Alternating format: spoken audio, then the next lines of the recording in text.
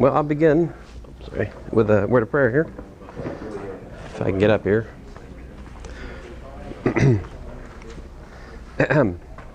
Dearly Father, we thank you for this day. Again, I thank you for this class, and I just ask you to be with us this morning and help us to glorify what we do and to all understand a little bit more about your creation together, Lord. In your name I pray, Lord Jesus. Amen. Let's see here. Are there any seafarers in our midst? Are you new here? Okay. All right. Phew. That's a relief. It's always a danger when I identify visitors who are actually my students. So that's always a bad look, you know. But I try not to do that. I'm trying to get you guys the very exciting top hat code because I forgot my attendance sheet. So here is, somebody take one of these and pass it around if you would. I'll start it over here. This is the sheet I was talking about. I just sent an announcement also, which has this thing. So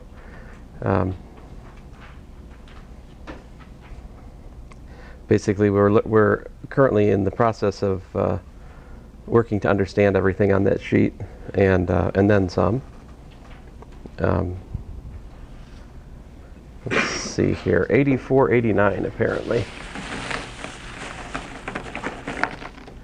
8489.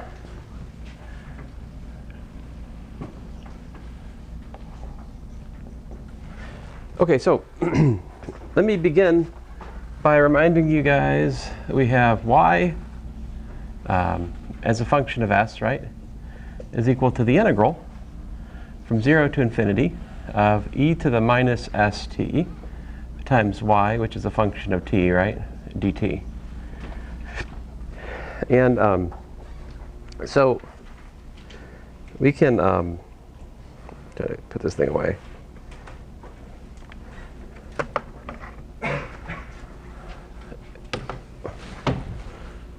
We can, well, I did this thing last class where I differentiated that particular example with respect to the frequency s, you know, but I failed to notice that, you know, we could just like do that for an arbitrary one, right? What happens if I take the derivative with respect to s of this?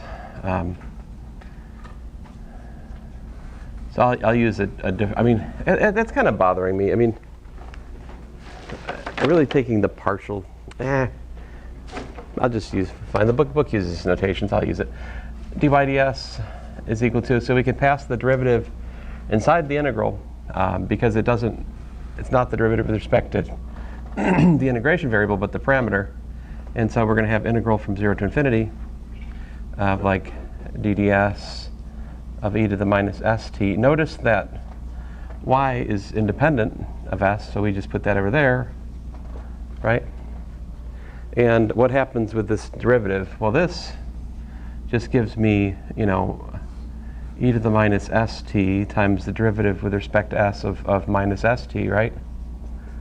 And that's just, you know, minus t e to the minus st, yeah? So putting that in the step above, I'm going to pull a minus out, and we have is the integral from 0 to infinity of e to the minus st times t y of t dt, right? So what this shows you is that, I mean, what is this? Minus the Laplace transform of what? Fill in the curly brackets for me, guys. What goes in there?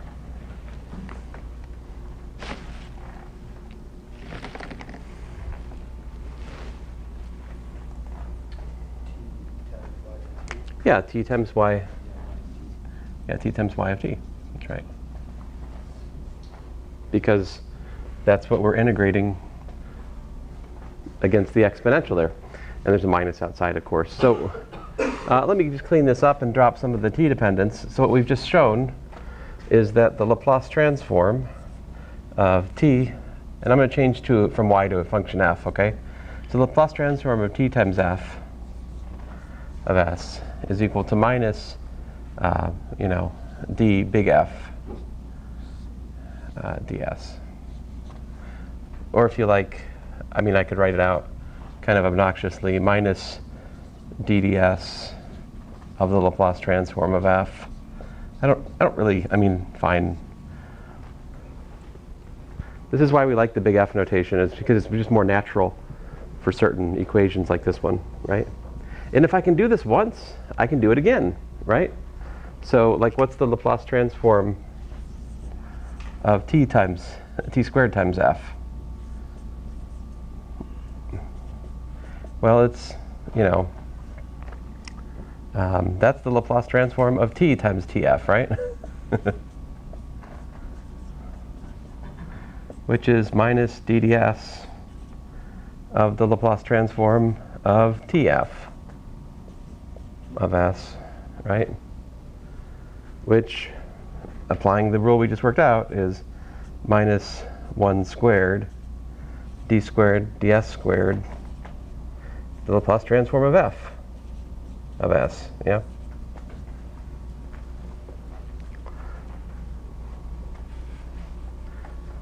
So let me just kind of jump ahead here to the end of the story. We have the following theorem. The Laplace transform of, like, t to the power n of f of t, let's say, of s is equal to minus 1 to the apparently n, the nth derivative of the Laplace transform of f, right? Where, as usual, the Laplace transform of little f is equal to big F, okay? And that's another one of our theorems. Now, if I'd done this theorem last class, we could have used this theorem to derive what I did towards the end of class for the polynomial, right? Like, we could have derived the Laplace transform that we found for, like, t to the n last time using this theorem, Right, so like example, if I have the Laplace transform of t to the n, right, it's going to be equal to minus 1 to the n times the nth derivative with respect to s of the Laplace transform of 1, right? What's the Laplace transform of 1? 1 over s, right? So we can derive the thing we did last class this way as well, yeah? So if you differentiate that n-fold times, what do you get?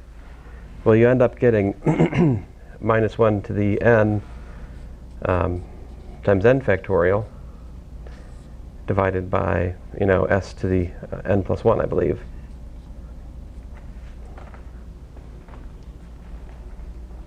And of course, the minus 1s to the n cancel out, and what do you got? You got, n factorial over s to the n plus 1. And if we look on our table, 7.1, notice that it's the third thing down, right? The third thing down in the table from the top corner, Laplace transform of t to the n is n factorial over n s to the n plus 1. All right? Okay, so I mentioned there's another case we have to talk about, and I don't think this quite, well, yes, I'm going to explain one of the sketchy formulas on the side now. So just take a minute and we'll get this one here. So, definition. All right. Gamma of t is a special function. It's defined by the integral from 0 to infinity of e to the minus u times u to the t minus 1 du for t greater than 0. So this is the so-called gamma function.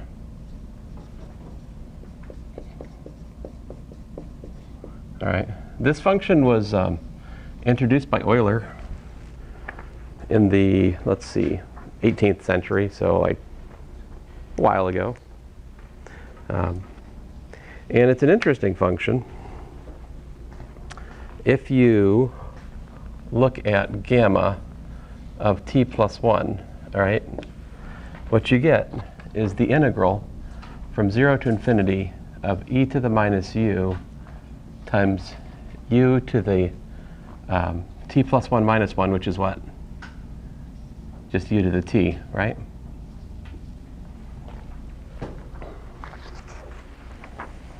And then we can integrate by parts, right? Integrate by parts on this thing. So I'm going to take the let's see here. Second, let me get my markers. So if we're going to integrate by parts here, I think what we want to go with is this one and this one for my dv, and this one is my u, quote unquote, for the integration by parts, you know. So we get uv minus the integral of v du. Maybe I'm going to put some bars on these since we're using u in a different sense here. So I'm going to use u bar, dv bar, so u bar, v bar minus v bar du bar, right? And of course, this is all done from 0 to infinity. All right. Well, let me just, I don't know what happens to the bounds, I guess, but in the substituted one, let me just, this is distracting. Let's just do it. Let me stop explaining my integration by parts and just integrate by parts instead. All right, so we have minus u to the t times e to the minus u. I have to evaluate that thing from 0 to infinity. And then I have plus the integral from 0 to infinity of e to the minus u times t u to the t minus 1. All right? And the thing is, in this context here, that the first terms, these just drop out. All right? So these can be shown to go to 0. And what we have then is t times the integral from 0 to infinity of, you know, e to the minus u times u to the, I'm going to write this a little bit differently, t, oh, I guess I won't. What am I saying? It's already what I want. Okay, what is that? What are we looking at here?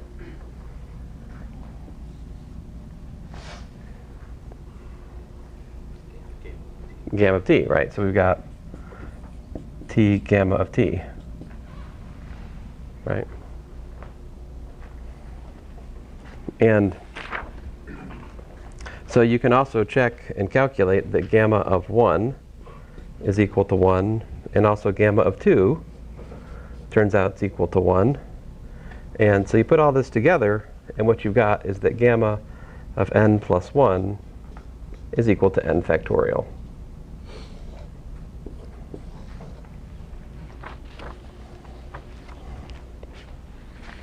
All right? But, I mean, this is for, you know, for n in the natural numbers, okay? Or 0. So the gamma function agrees with the factorial function in this sense, right? It's not exactly the factorial, but it's shifted, the shifted factorial. It's pretty close to it. So let's look at the Laplace transform. Now that we have this, this new toy to play with, all right? So what happens if we take the Laplace transform of t to the power r? What do we got?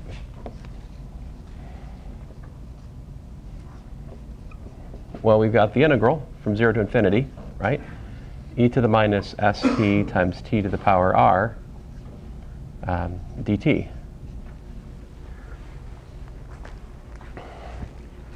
And so what we're going to do is make a u equals st substitution here. What happens if we do that? U equals st substitution. If we do that, then du is s dt, right? And this integral becomes the integral from 0 to infinity of e to the minus u. What's t equal to?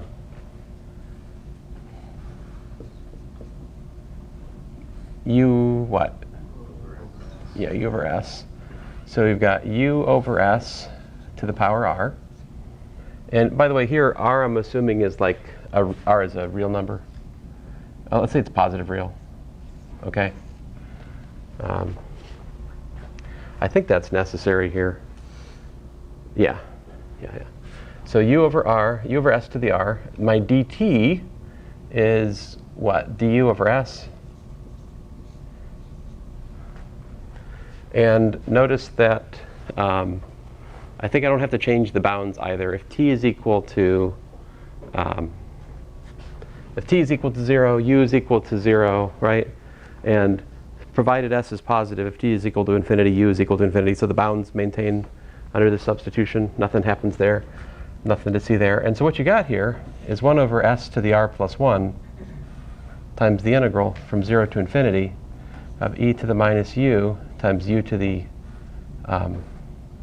r du, if I haven't made a mistake.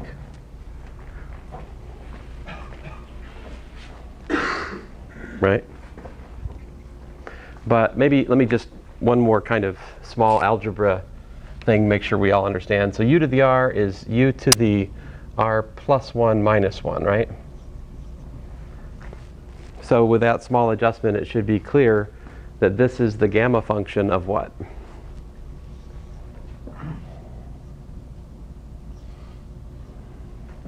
R, not r, right? But r plus what? R plus 1. And so here you go. Gamma of r plus 1 over s to the r plus 1. So that is the Laplace transform of t to the power r. There you go. I think we have now completed our collection of the basic Laplace transforms, except for the mysterious translation in t theorem down there. Like, we haven't done that yet. We'll get back to that eventually. But this, if you're wondering where this appears on the sheet, it is the hand-drawn one that's kind of middle of the sheet, like here-ish. I have an n, but you could, that formula really, you don't need that formula unless n is like not a whole number, right? If n's a whole number, n's a counting number, you can just use the factorial, the factorial relation. However, if you were faced with example 2,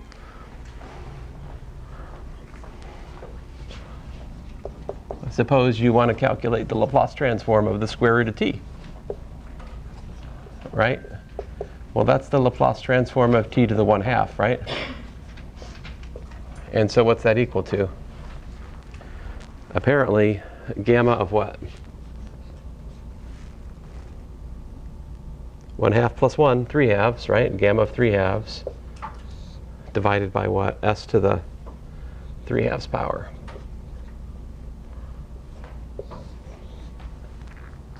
What is gamma of 3/2?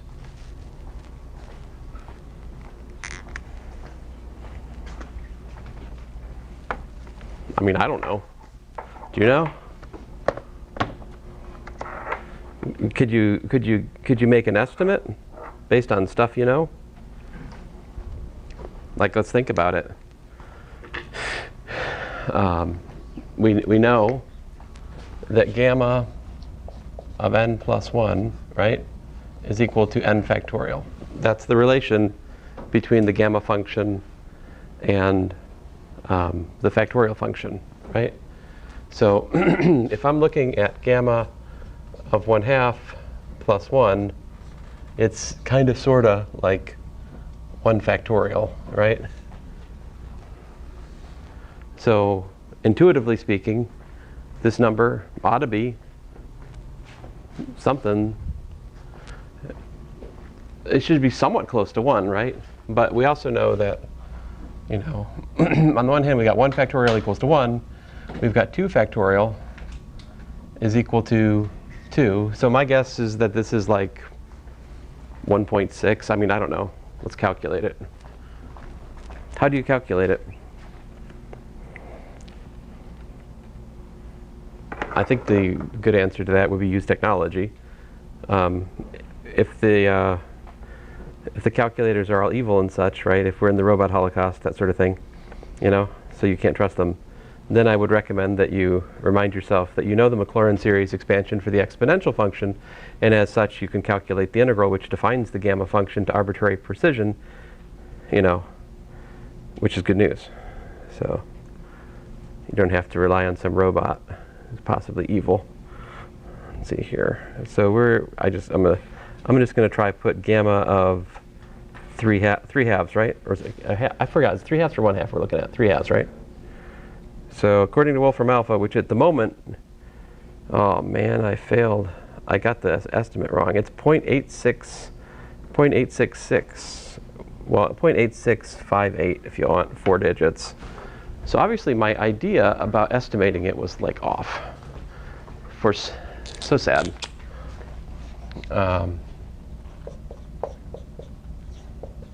8.6, what did I say, 4.6? 5.8, okay, thank you. So, oh, well,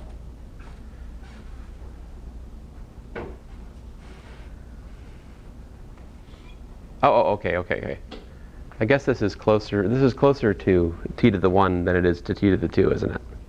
Anyway, so, all right, since I never, ever test on, like, you know, your ability to approximate the gamma function, maybe we should go on. Okay, so next order of business. Well, we could do a little bit more with this. I should do one more example with this to make good on that. I just remembered. This is important. Probably more important than the previous example. How would you calculate the Laplace transform of like t sine t? We'll tell you. Let's up our game. Let's do t sine of 3t. How would that go? Example 4. How would you calculate the Laplace transform of t squared e to the 2t cosine 4t?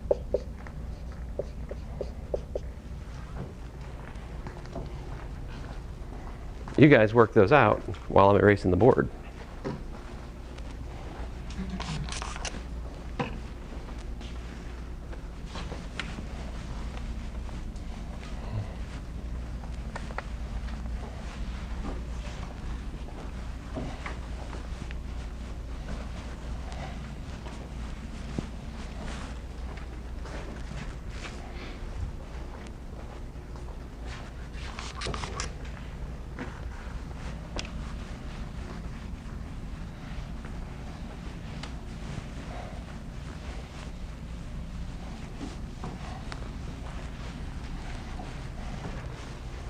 So you're thinking about the math major here, right? Oh, sorry. I guess I should.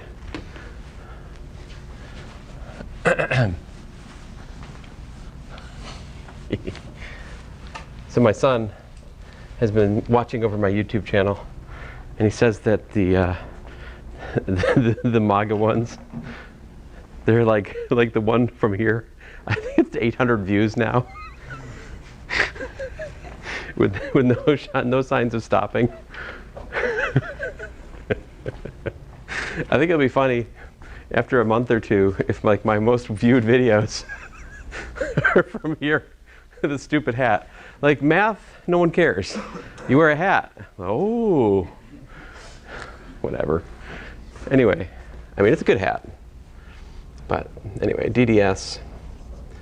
So this is the Laplace transform, the derivative of the Laplace transform of sine 3t, which we before, remember we learned that this was 3 over s squared plus 9, right?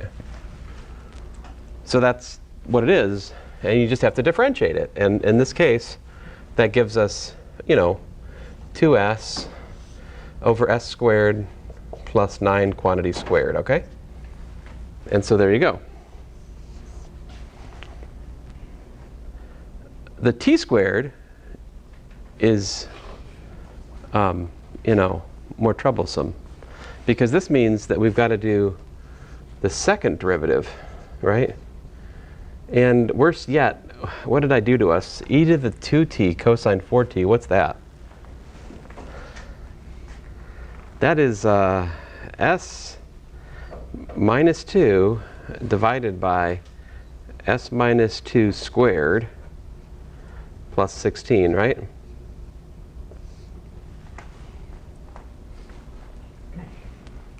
Which I'm not going to burn class time on, all right? You can do this derivative. Okay? And let me just point out what this works out to is stuff divided by s minus 2 squared plus 16 to the what power?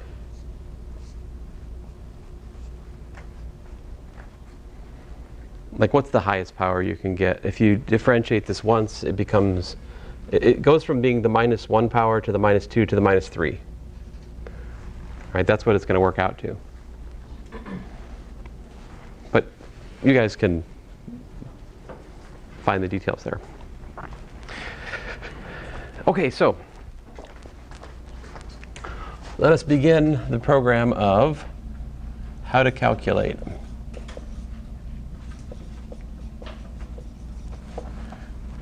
the inverse Laplace transform. Right? So let's just set the stage here. If the Laplace transform of little f, right, is equal to big F, then the inverse Laplace transform of the big F is equal to the little f. So let me just give you a litany of some simple examples of this. All right? Let's see here, example 5.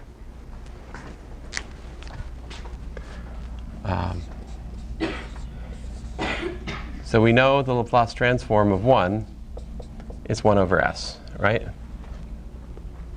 So the inverse Laplace transform of 1 over s is equal to what? 1.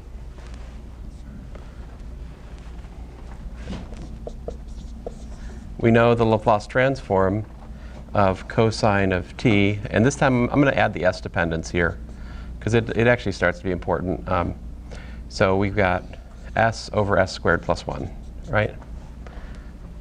So then the inverse Laplace transform of s over s squared plus 1, and to be fussy, I really should put the t dependence now. So the inverse Laplace transform takes you from an expression in s to an expression in t, right? A function in s to a function in t. And so here, cosine t. All right? Likewise, if we have the Laplace transform of e to the alpha t cos beta t, right? We know what that is. That's s minus alpha over s minus alpha squared plus beta squared, right? Then the inverse Laplace transform of s minus alpha over s minus alpha squared plus beta squared at time t is e to the alpha t cos beta t.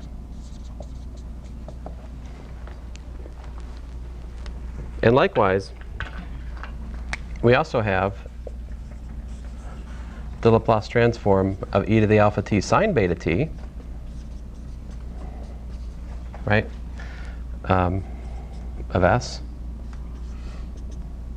is beta divided by s minus alpha squared plus beta squared, right? So from this, we learned that the inverse Laplace transform of beta over s minus alpha squared plus beta squared at time t is e to the alpha t sine beta t.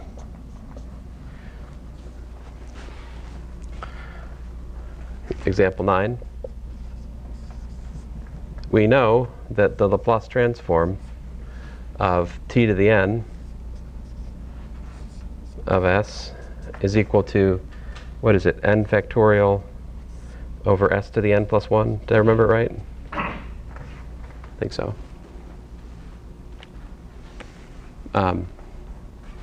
So this implies that the inverse Laplace transform of, 1 over s to the n plus 1 is equal to what? Notice that I did something slightly different here, right? Every last one of these examples was just kind of brain dead. I didn't really think much. I just went from forward to inverse. Yeah? This one here, notice the n factorial is missing. So what do I have to do? I get what?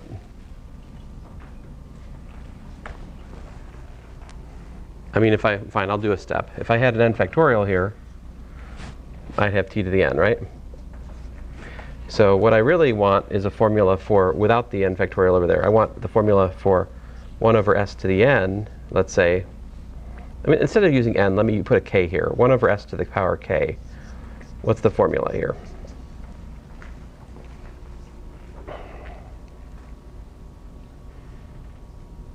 T to the what?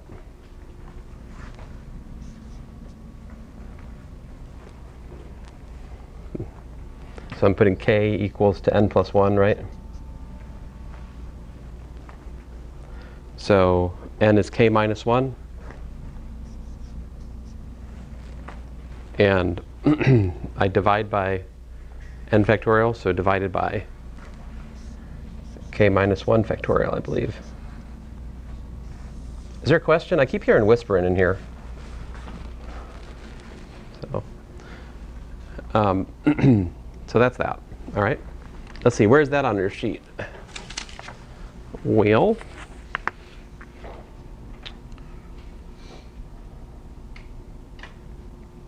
I'm not sure this one really is on your sheet, right? This one we have to think through for ourselves. So, you can add that to the sheet if you'd like. I think that might be wise. All right. So. Let's look at a non-trivial example. How would you guys suggest we calculate the inverse Laplace transform of, I don't know, let's say s plus 7 divided by s squared plus 4s plus 5. Making a conscious effort to try to make my 5 look really different than my s's. My apologies. It is one of my many weaknesses. But so what do you guys think? What should we do here? Complete the square. I like that. Now will that help me? I mean, at least let us see what we're up against, right? So we're looking for s plus 2 squared plus 1, right? Now I'm going to do a trick. All right, and please pay attention, because otherwise a third of you are going to ask me 10 minutes from now, why did you do that? I'm telling you now, this is why I'm doing it. I'm doing it so that we can go back and look at like examples 7 and 8 and see the answer, all right?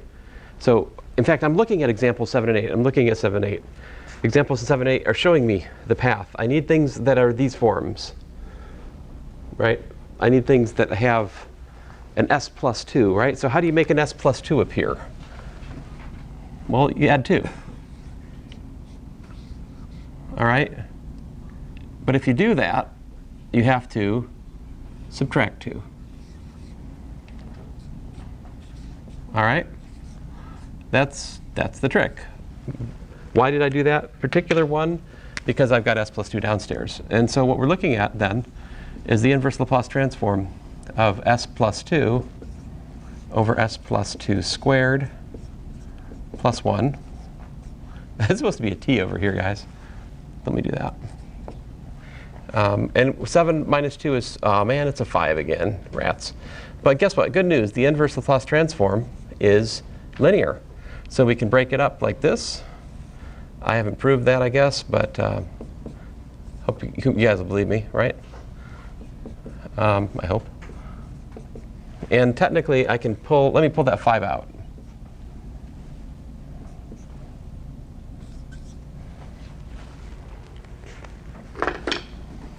We now have reached the level of basic inverse transforms, right? These things we can just read from the sheet and go backwards. And so we're done. We just have to write down the answer. The answer is, you know, e to the minus 2t cosine t plus 5 e to the minus 2t sine t. And there you go.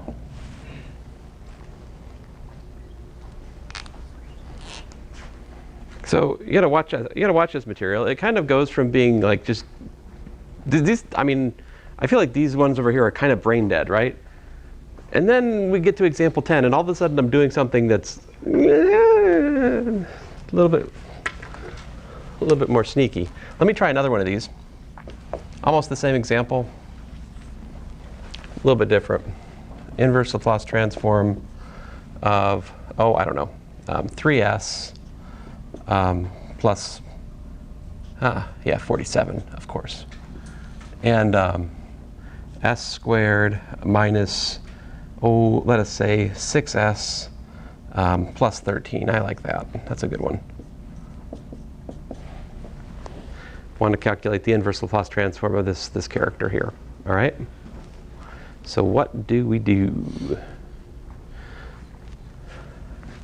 So you guys know the story. Start with, we must,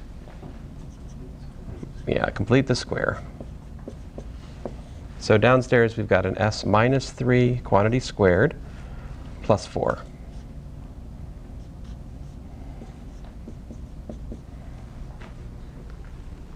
So now what I'm going to do is some targeted manipulation of the numerator to make it fit with the inverse transforms.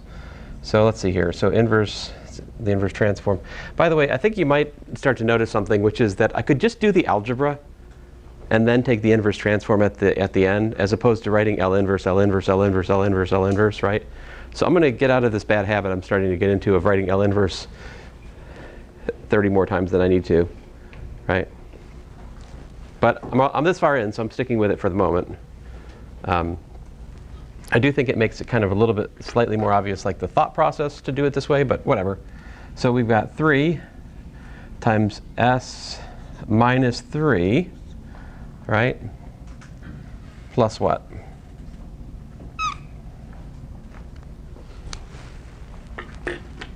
So that means I have to subtract 9, right?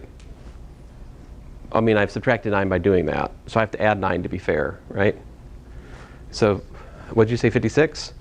But I like to think of that 56 as 56 over 2 times 2.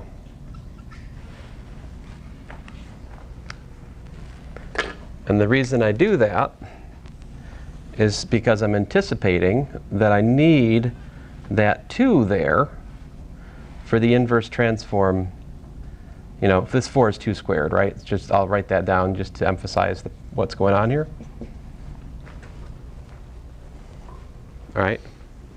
Now I use the inverse transforms and I write them down. I've got 3 e to the 3t cosine 2t plus, what's 56 over 2? What, 28? So 28 e to the 3t sine of 2t.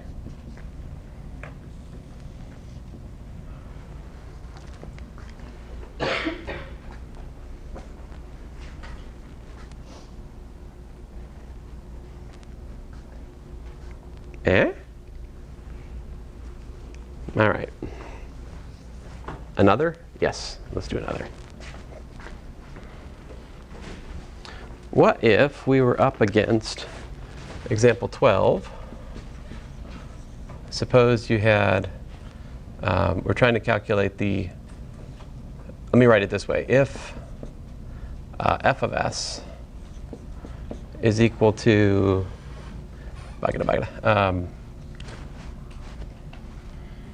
7s plus 1 over s squared plus 4s plus 4, find, then calculate f, which is, of course, the inverse Laplace transform of big F.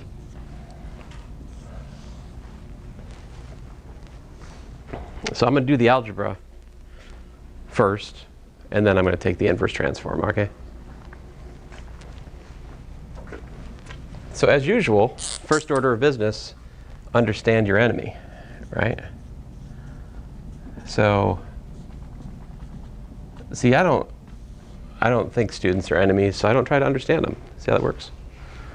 But, so s plus 2. I'm just kidding. Although, I mean, there are some professors who will like rack their brains over trying to understand like why some mistake was made in the way it was made. I just can't do that. Like, it's just not my gift. So, so completing the square here was kind of just factoring, right? I mean, the completing the square here is particularly simple. And what should we do now? How about we do the same trick I just have been doing all along? So we'll rewrite this as 7 times s plus 2 minus 13. Is that right? Yeah. So we've got, s plus 2 squared there. All right. So I added 0. And the reason I'm doing this is I'm already anticipating, like, so admittedly, these are not on my list of like basic transforms yet, but if you look on your sheet, you might notice, I guess it's not there either, but it really should be. In some sense, e to the at is there, right? Oh, yes, it is. It's my bad. If you look at like the second one and also the 1, 2, 3, 4, 5, 6th one, those are kind of what are my inspirations. But it'll become more clear once I write them like a step. So let's just get further here. So this is S7 rather over S plus 2, all right? And then we've got minus 13 over S plus 2 quantity squared. So probably it would be good for me to just go ahead and update this one.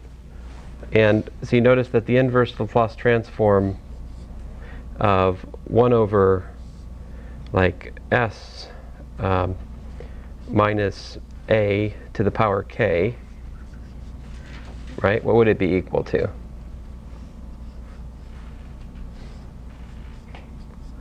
It would be equal to, e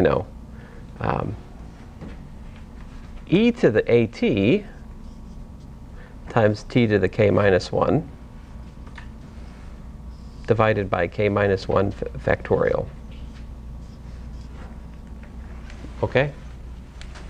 So how do I know that? To get from here to here, what did I use? I used the shift theorem that we talked about last class. All right, shift theorem. So now that we've done that, what's the inverse Laplace transform here? So little f is the inverse Laplace transform of f of s, and it's manifest from what's above here that first of all is 7 e to the minus 2t, and then minus 13 t e to the minus 2t. Although I'm wondering, if I have a 2, if k is 2, if k is 2, then k minus 1 is 2 minus 1, which is 1. 1 factorial is 1, so there's no funny business here. It's just that. And so there you go. All right, so what I've showed you guys so far today is how to deal, in part, with the inverse Laplace transform of like a quadratic in the denominator, right? We've looked at a prime problem, another prime problem. Here's the repeated root case. What's the other case to think about that we haven't done yet?